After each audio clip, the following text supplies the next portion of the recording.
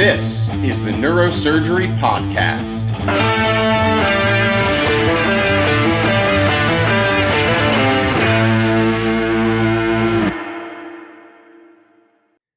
Welcome back to the Neurosurgery Podcast. Here today, I am delighted and honored to be joined by a neurosurgeon from across the pond, as they say, Mr. Nigel Mendoza. Hi. Mr. Mendoza and I had the pleasure to meet at the recent AANS meeting in Boston, where he found myself and my former employer, Dr. Rich Byrne, who's been on the show a few times, in the exhibit hall. And you and your friend, Peter Whitfield, Yeah. were roaming around the exhibit hall. We happened to bump shoulders and we had a few drinks with Dr. Byrne. I got to know you. And Dr. Alan Crockard came by as well, which was a great honor for me to get to share a couple drinks with him and hear his stories while he was there receiving the Distinguished Service Award. I was his senior registrar. Oh, then we'll have to hear some stories about that. But enough rambling about the great times that we have at these meetings, making new friends and meeting people. Mr. Mendoza, welcome to the show. Please take a moment and say hello to our guests. Hi. Good afternoon, good evening, wherever you are. Good morning. Yeah, so this is going to be a very fun conversation. We've had Dr. Patrick Grover on before talking about some of the troubles with the trainees in the UK and some of his experience with neurosurgery in the UK. But now we get to hear it from a more experienced surgeon who's been around the block a few more times. So let's just begin at the beginning. Tell us a bit about your background, where you grew up, how you came to medicine. Well, I grew up in London. My father was a general practitioner, single-handed practice in a deprived area of North London. My mother was from Scotland. She was a nurse. I obviously went to school, and thinking about what I wanted to do, I thought, well, should be a doctor, do medicine. My Yeah. father's that's not what I really wanted to do. I was much more interested in playing the piano and really wanted to be a jazz pianist or a downhill skier or Grand Prix Formula One racing driver. But at the end of the day, I was at a private public school, fee-paying school, and you had to go and do something. So I thought medicine would be a good choice. I remember very well going to a sixth form evening with some teachers when I expressed my interest in that, and they went, "I don't think you'll be able to do it." Okay. So I then did my A-levels, which were the entrance exam into medical school. Duly flunked those, and then basically the penny dropped that I ought to do a bit of work. So I went away for a year, did the exams again, got into medical school between 1978 and 1983 when I qualified for the MBBS. And then there was a decision to be made as to which path I was going to go down, whether it be surgery or medicine. At that time, I was thinking about pediatrics or intensive care, but I played a lot of rugby, and basically, if you played rugby, you went down the orthopedic surgery route. Yeah, it's like that over here too. The surgery route. So I then did my primary FRCS, going down the surgical pathway, and then we did a couple of years as what we call being a senior house officer in the emergency department, neurology, general surgery, bit of vascular, and I did some neurosurgery at the time, and I came away from it thinking not so sure. I then did what's called a peri-fellowship job in general surgery and vascular surgery, which was a really good experience when you were on call for both vascular and general surgery. I'll give you a few stories about that. And after that, I had a decision to make about going down either an orthopedic path or a neurosurgical path. I was then fortunate to get a job at Charing Cross where I met my mentor. And if there's one thing I would teach the trainees, it's really important to find someone early in your career who's your mentor. Who was your mentor? It was a chap called Mr. Robin Illingworth. He was a great clinician, really technical, excellent neurosurgeon, but he was very old school. Yeah. Back in the 60s and 70s.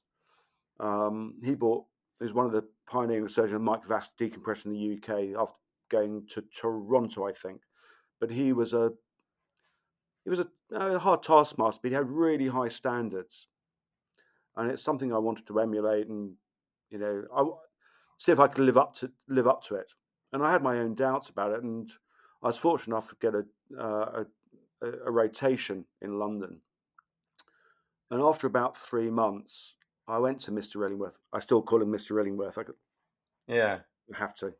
And I said to Mr. Illingworth, I'm really sorry. I'm not sure I can do this. Maybe going to theatre to clip aneurysms, looking at, you know, circular Willis upside down a microscope, and I was sort of clueless. Right. And I thought I wasn't sure I could do it. And he was very supportive. He said, "No, I believe in you. You can do it." I was then asked to apply for a prestigious job in orthopedic surgery in London. I got shortlisted. I went for the interview, and I was sitting there. Came out of the interview, and I thought, "Please God, whatever happens, don't give me the job." And I didn't get it. And then I went back, and one of the other things that sort of persuaded me to go down to neuro. So it's more of a challenge to myself, actually, to Yeah. know whether I had the ability, technical ability, intelligence, the wherewithal to pursue that career. Yeah. I'd also worked with some really good other residents, including Jack Morcos, actually, Mm. when we were very, very junior. But they inspired me, and I thought, well, got to pursue that. And then I was fortunate enough to go through the rotation, and then qualified as a consultant back in 1995. Yeah, well, that's really inspiring, and it gives me hope because we are spiritual brethren. I also did not get into medical school the first time. I decided to do medicine very, very late in college. I mean, like last year of university, college, as we would say. And my grades were okay, but I had exactly the same experience. The advisor or whoever sat me down in his office and he said, "Don't apply, you won't get in. Your application isn't good enough. Take a year." And I said, "Screw you, I'll show you." And I applied and I didn't get in. And he was right. But like you, we bounced back and, Well, we'll show them. I just bounced back because I realised I sort of didn't do much work. I was a bit lazy, and you know, then Well, when the penny dropped, and I realised, what were you going to do otherwise? And I looked at other careers.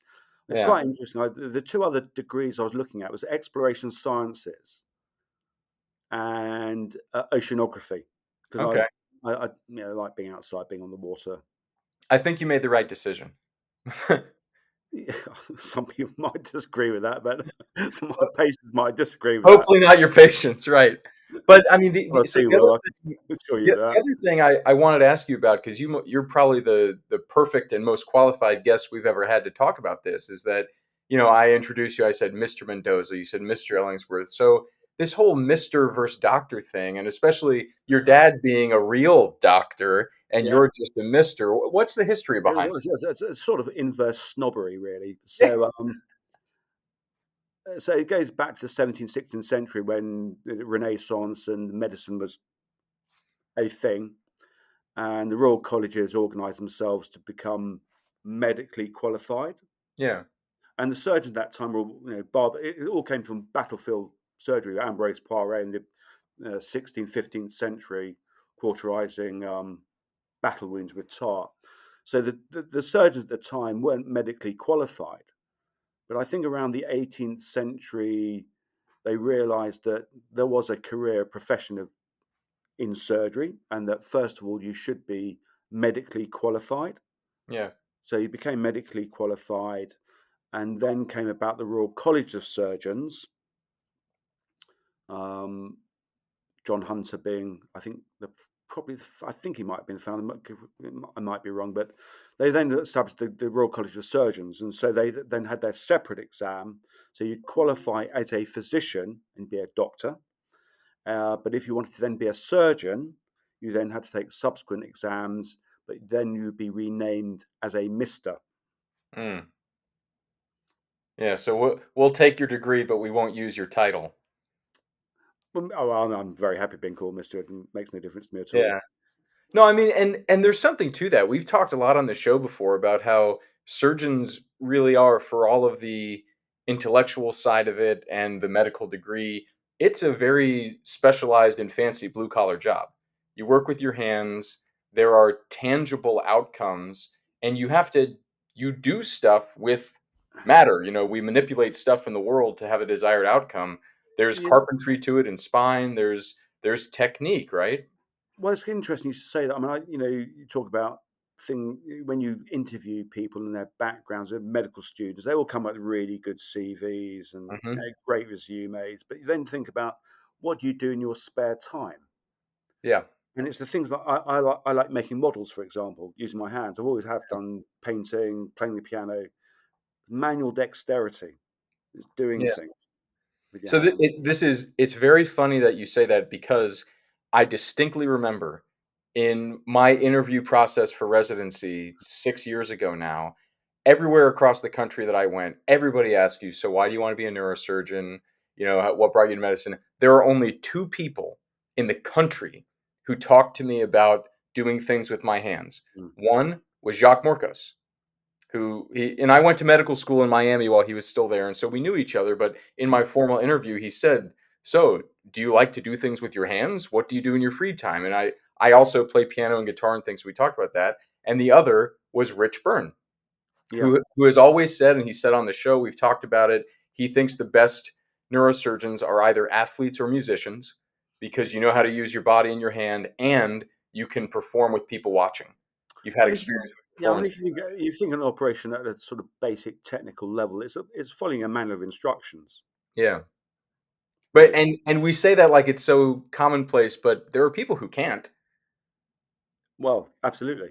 Yeah, and the other funny thing, this is complete serendipity.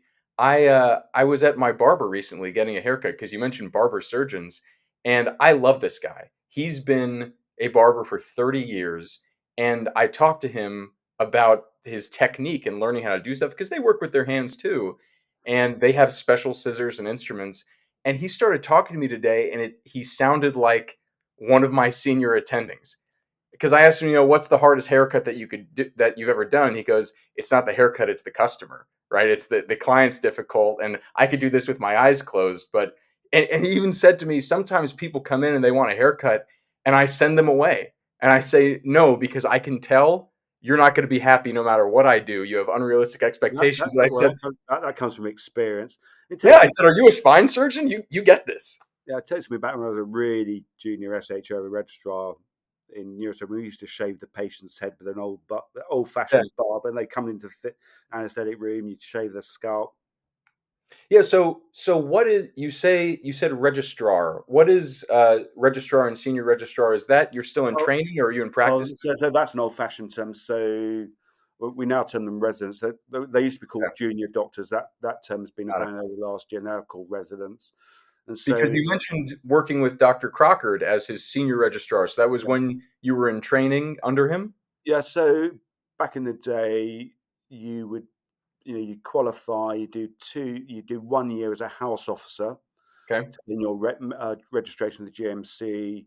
You then probably do 2 years as senior house officer in the various surgical specialities, and then a couple of years in either general surgery or moving into neurosurgery, which I did, and then 2 years, 2 to 3 years as a senior registrar before you applied for a consultant job. But at that time, it was really the senior registrar who ran the show. Yeah. The consultant would be around, but it was the senior registrar who did all the operating, organised the lists.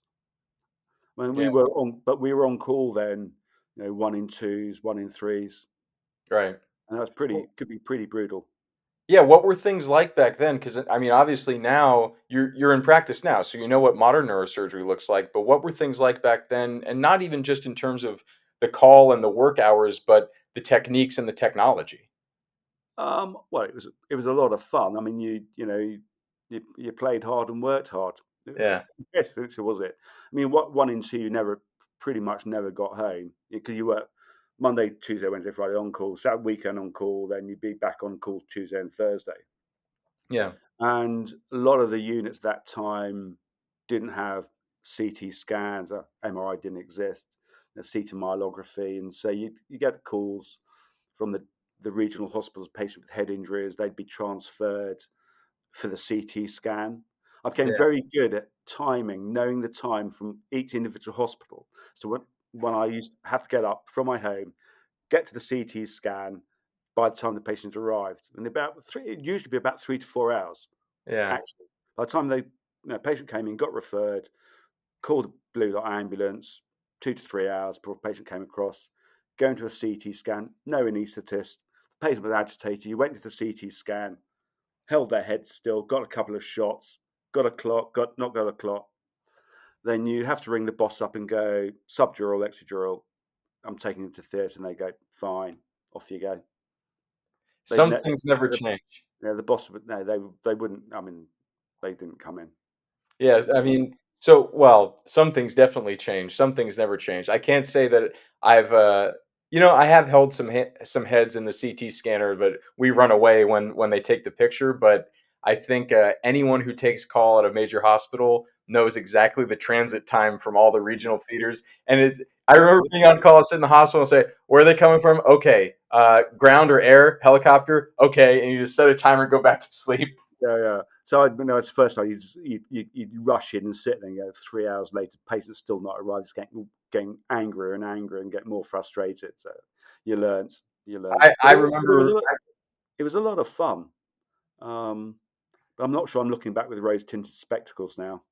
To be quite frank, Well, of course, I mean you it's different. I mean, the on call now is still arduous in terms of what the number of calls you get and the referrals. I don't do emergency on call, but the residents are now on call 1 in 14, perhaps even less, and has an impact on your training because you learn how to cut, yeah, stop bleeding from your trauma experience. yeah, Um, but the whole profession has changed in terms of subspecialization between spinal and cranial, subspecialization within cranial. And, when I first started, I had a general adult neurosurgical practice doing cranial work, spinal work. I remember, when I started in August the 1st, 1995. Mr. Rillingworth had left me about 10 acoustics to do yeah, and a brachial plexus neuroma. I'd never done one before. yeah. There was a 26-year-old female, right C. Here's how I can remember a Yeah, right C6 brachial plexus neuroma. that is probably if I had to pick a surgery to not do for the first time completely alone, it would probably be something in the brachial plexus. Well, I didn't know any better, so you just No go. man's land. So you just go, I'll go, and I had a very good general surgical background Yeah, in general surgery and orthopedic surgery, bit of vascular. I mean, my peri-fellowship job at Mount Vernon, I'd be on call for both orthopedics and general surgery and orthopedics. I mm, remember a night on call, I was doing a DHS dynamic hip screw. mm. Patient comes in with an aortic aneurysm. Had to deal with that as well, sort of. That's a fun night. It was patient didn't do that well, but Yeah. it was experience. Yeah. Well, you talk about the difference in from when you trained and now obviously, and we talked with Pat Grover a bit about these things.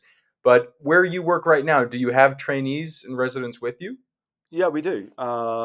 We've got lots of residents, and we've got 3 or 4 numbered trainees. I think in the in UK England per year, I think it varies, but it's around 22, 24 trainees are admitted specifically for training posts, numbered posts. Yeah.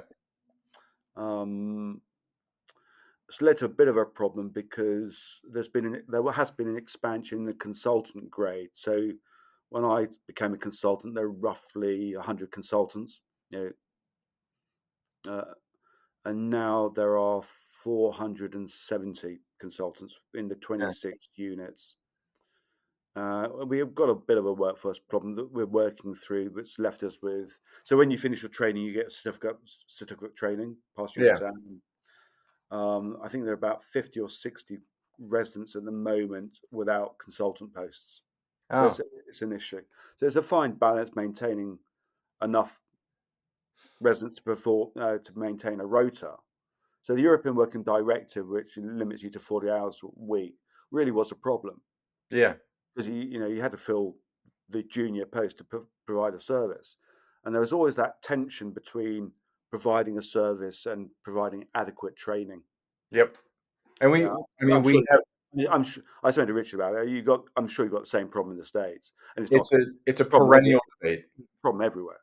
Yeah, the residents are on call too much, so we need more residents to cover the 24 hours in the day, but then each resident doesn't get enough cases, and then we produce Yeah. too much surgeons and there's not enough pathology out there, so people Yes, don't work enough.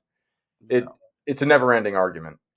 Well, I think the neurosurgical landscape clearly changed in terms of workforce and technology and the way we'll be working in the future, AI, robotics, and within the subspecialized of neurosurgery, doing skull-based surgery, complex skull-based surgery is probably different. If you just want to be not disparaging, you're going to do simple degenerative spine surgery. It's probably a little bit different as to you know, how you pursue that as a career. Yeah. Oh, certainly. I mean, like these days, to have a serious vascular practice, you almost have to get endovascular training, for example, or at least that's a common wisdom. Yeah, I mean, we've thought about. I mean, we've tried to go down that path of dual accreditations, met some resistance, Yeah, um, and so there are not many. There are very few neurosurgeons who are becoming dual accredited to do a thrombectomy, yeah. coiling aneurysms, and clipping them. Whereas that's very common here. But you mentioned the changes in technology. But before we got on, you had mentioned talking about some of Uh, the tools you had in the past with navigation, Neuronavigation. stereotactics. Yeah, so again, when I started back in '95, like the neuronavigation didn't really exist. So if you're going to do a freehand bowel biopsy, Yeah, how did you know where it was? And got a bit of experience, but you would do things like do a CT scan, do a scanogram, 2 millimeter slices, stick a bit of chalk or a pin paperclip on the patient's scalp where you thought it would be, yeah. do the scan, and it gave you a reference landmark. And you take a ruler, do some measurements, get your trajectory, do an axial scan. Okay, this was perpendicular to where you wanted to go. Bang. So an old school fiducial, Old school fiducial. And not it works. Yeah, it's very, very cheap. yeah, a piece of chalk. Well, it's important, things like, if you talk about, I mean, one of the things I'm involved is global neurosurgery Yeah, in low middle income countries. So, teaching neurosurgeons simple techniques like that, they go, oh, we want brain lab, Medtronic, expensive bit of kit yeah, to be maintained. You've got to know how to use it. You need the support if it goes down. And you find that, when the computer, if it crashes, which they do, yeah. what do you fall back on? And unless you know about sometimes old fashioned techniques that are you know, obviously not as good as modern navigation, but can provide a service, all well and good. Yeah, that's what. So Dr. Byrne always used to say, internal fiducials, by which he meant, your anatomy. So what's that? Well, if this is this, that has to be that. Yeah, Measuring things on a scan based on the tip of the ear, things like that. yeah, it's interesting. I watched your podcast with Richard, and one of the questions you asked him was, "What's the most technically difficult operation you've done?" Yeah. You can ask me that one. Tell I me. mean, it's always struck me, what constitutes a difficult operation? Right. You know, is it because you don't really know your anatomy? You're not experienced in the operative approach, or is it pathology? So I Right. think, you know, there are technically challenging operations because they're going to be long. Petroclival meningioma, you know, Yeah. retro pre-sigmoid approach, petrosectomy, you know, it's a long operation to do, although we now work with ENT surgeons to help do that stuff. But ultimately, what makes so that technically challenging is if it's vascular. So any vascular lesion, Okay. solid solid hemangioblastoma in the posterior fossa, difficult acoustic, big vascular acoustic. And why Um, do you say that those are inherently technically challenging? Because they're higher stakes, or because if you're well, if you're suturing with an 8090 suture, it's just inherently difficult? well, it's only inherently difficult. You're not the experience of doing it if you practice. Now, Right. one of the things I'm really interested in is elite sport and Yeah. high performance sport. So Roger Federer, oh, off the top of my head, brilliant tennis player. He has a coach. Yeah. You know, all these elite sportsmen have coaches. We don't have coaches. We learn on the job. I mean, Well, you're the coach.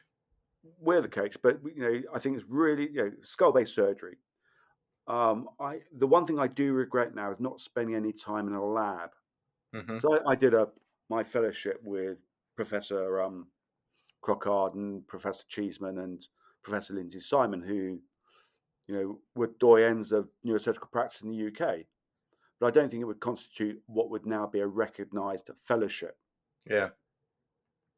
You go to Pittsburgh, Paul Gardner's group, um, Florida, Marcos. You got the Yeah. place in the States you'd go, or France, Sebastian Froelich, the laboratory. So I think really important if you're going to go down a skull-based route, for example, that having access to a laboratory where you can practice surgical approaches on a regular basis, so you're confident when you go to do the operative procedure, is an absolute necessity. Yeah, it's also interesting, again, thinking about kind of the past versus today. One benefit that we have in the modern age is the microscope with digital video recording, Yeah. because the videos that I can watch on YouTube are, night and day in terms of the density, quantity, quality, from such a variety of different experts that I can just watch how they do things. And even, whatever they're demonstrating, whatever they're narrating, oh, look at this technique, just seeing how people move their instruments, what angles they come in. There's all the metadata besides what they're actually trying to tell you that I can watch. But Mm. also, I hear a lot of, and I'm not a skull base oriented person, but I'm in residency, so I do these procedures. I want to learn how to do them and take some technique from them. I hear a lot of the really great skull base people talk about watching their own videos the next day. And you talk about elite athletes that, you watch the post game footage, you go through, you analyze what could we have done better, what happened here, how do we make this mistake. I hear a lot of really high level expert skull base surgeons talk about doing that with their own surgical footage, which would not have been possible 50 years ago, right? Yeah, correct. And I think another aspect is there's no reason why when a senior neurosurgeon coming towards the end of their career, you've got to I think you're at your peak between the age of 40, 45, 55. And then for various reasons, you lose your mojo. I think you get bored Mm, a little bit. You've done it a few times. You've got other interests.